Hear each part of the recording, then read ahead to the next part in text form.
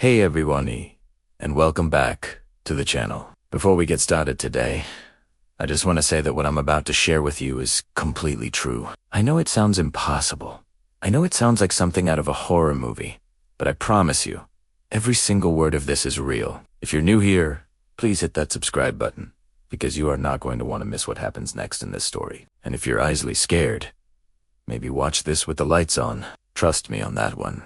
So, let me take you back to about 6 months ago. I had just moved into this new apartment. It was a small one-bedroom place on the 3rd floor of an older building downtown. The rent was cheap, which should have been my first red flag. But I was fresh out of college and working my first real job, so cheap was exactly what I needed. The landlord seemed nice enough, handed me the keys, and that was that. The apartment itself was actually pretty decent, but the wallpaper in the bedroom was strange.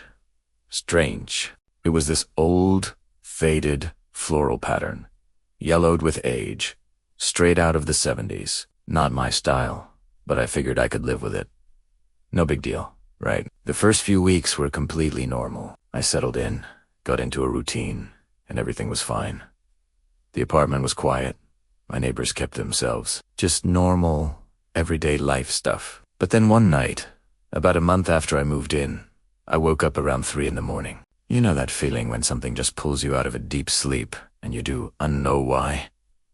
That was it. The apartment was dead silent. I was about to go back to sleep when I noticed something. On the wall across from my bed, the wallpaper looked different. There was this darker patch, about the size of a dinner plate, that I'd never noticed before. Primera staré de it, and I could swear the pattern looked almost like a face. You know, like when you see faces in clouds or wood grain. I laughed at myself. Here I was, a grown adult, getting spooked by some old wallpaper at 3 in the morning. I rolled over and went back to sleep. The next morning, I completely forgot about it. But then, it happened again a few nights later. Same time, around 3 a.m., I woke up suddenly, and there it was again, that face-like pattern. Except this time, I could have sworn it had moved. Like, maybe a foot to the left of where it was before. I sat up and shone my phone's flashlight on the wall. In the bright light, it just looked like normal wallpaper. No face. I told myself I was just half asleep and confused. This became a regular thing. Every few nights, I'd wake up at 3, and I'd see that face in a different spot. I started taking pictures with my phone, trying to prove to myself that I was just imagining it. But when I looked at the pictures the next day, nothing. In every photo, the wallpaper just looked normal. I started to wonder if I was having some kind of recurring dream, or if the stress from my new job was really getting to me. Then things got worse. One night, about 2 months in, I woke up at the usual time. But this time, the face wasn't just a vague pattern. This time, it was clear. Distinct. Unmistakable. 2 eyes, a nose, a mouth, formed by the shadows in the wallpaper, and they were staring directly at me. I'm not exaggerating when I say my heart stopped. I couldn't move. I couldn't breathe. I just stared back at this face in my wall, and it stared at me. It felt like hours. I finally managed to slam on my bedside lamp, and the second the light came on, the face was gone. Just normal wallpaper again. I got up and ran my hands over the wall. It felt completely normal. Just old paper over plaster. I didn't sleep for the rest of that night.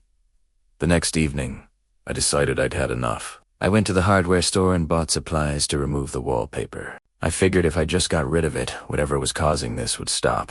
I started that night, stripping off the old, stubborn paper. It was a messy, frustrating job, but I was determined. I worked until I was exhausted, got about half of one wall done, and pushed my bed to the center of the room. I was so tired that I actually slept through the night. It was the best sleep I'd had in weeks. I woke up feeling hopeful, thinking that removing the wallpaper was the answer. I walked back into my bedroom to look at my progress, and that's when something caught my eye. There, in the plaster that I'd exposed, was an indentation. It was subtle, but it formed a very clear shape. An eye?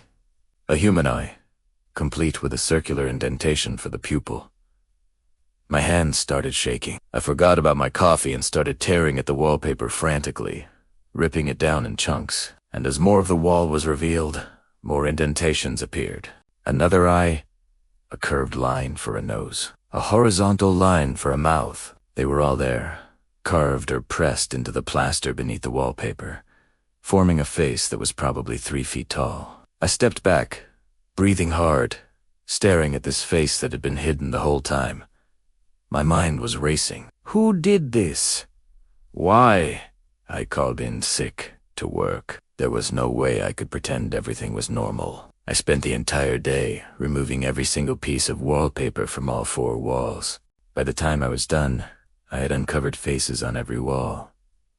Not just one face per wall, but multiple faces. Big ones, small ones, some crude, others detailed. There had to be at least 20 of them, maybe more, all staring at me from every direction. I felt sick, violated.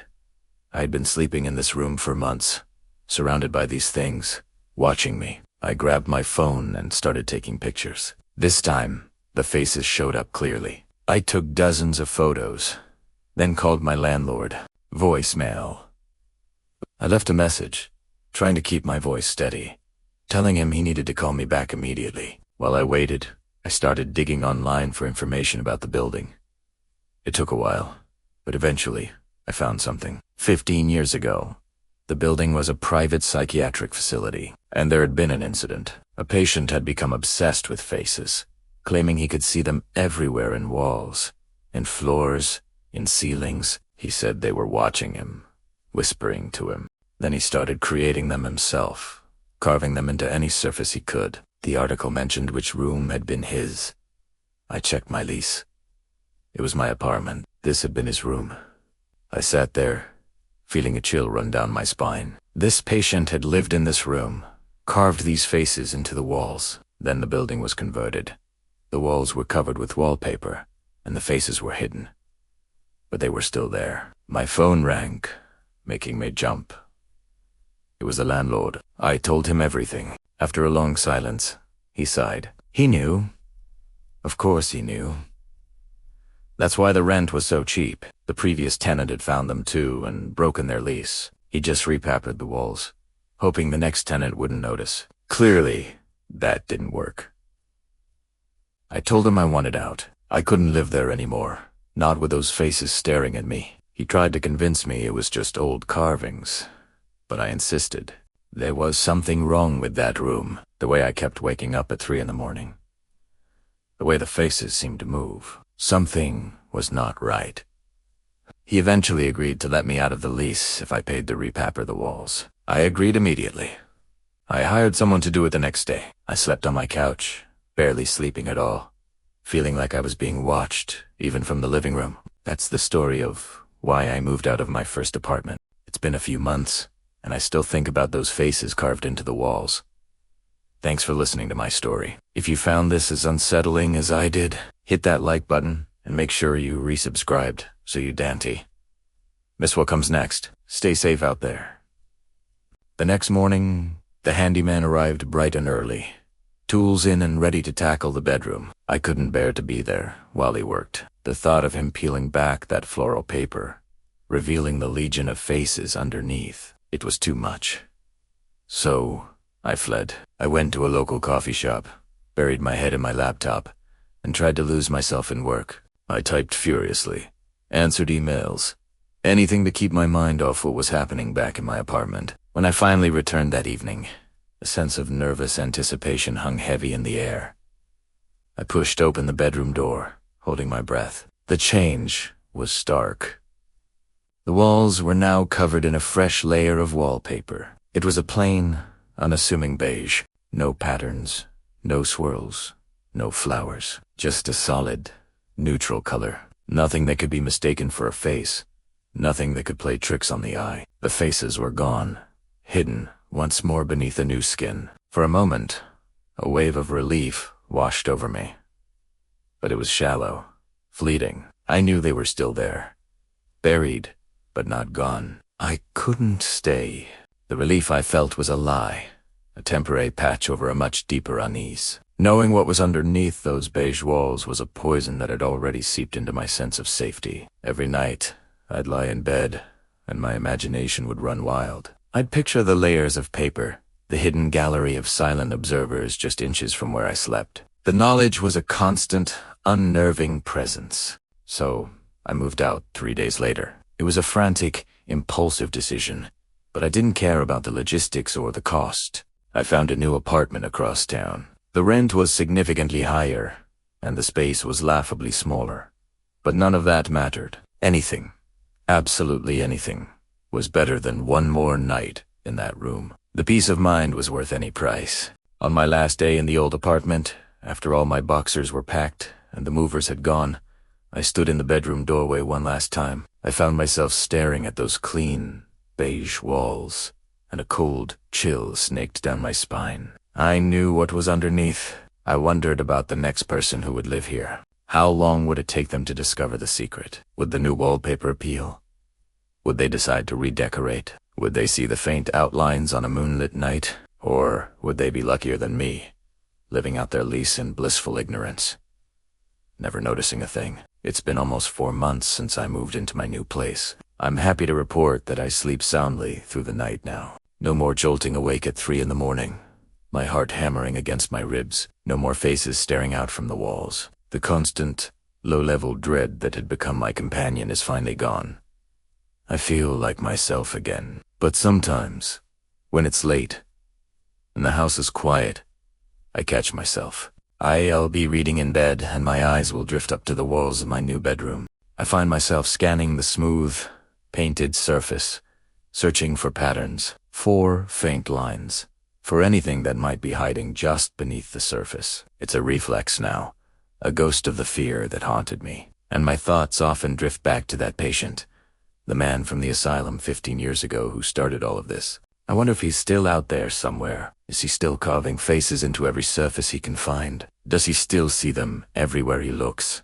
An inescapable part of his reality. I wonder if, in some strange way, he knows that his art, his obsession, is still there in that old apartment building, a hidden museum of his madness, still watching, still waiting for the next person to peel back the layers and find them. So, here's a word of advice. If you're ever apartment hunting and you find a place where the rent seems almost too good to be true, dig a little deeper. Ask about the history of the building, about the previous tenants. Trust your gut. If a place feels wrong, it probably is. And if you ever start seeing things that shouldn't be there, like faces in the wallpaper, don't dismiss it. Do you untell yourself you're just tired or stressed, or that your eyes are playing tricks on you? Pay attention, because you never know what's really hiding behind the wallpaper. Thank you so much for watching and for sticking with me through this story. If you've ever had a similar experience or lived in a place that just felt off, I'd love to hear about it in the comments below. If you enjoyed this video, please hit that like button, and don't forget to subscribe for more strange stories. I have plenty more to share. Until next time, stay safe, and maybe give your walls a second look.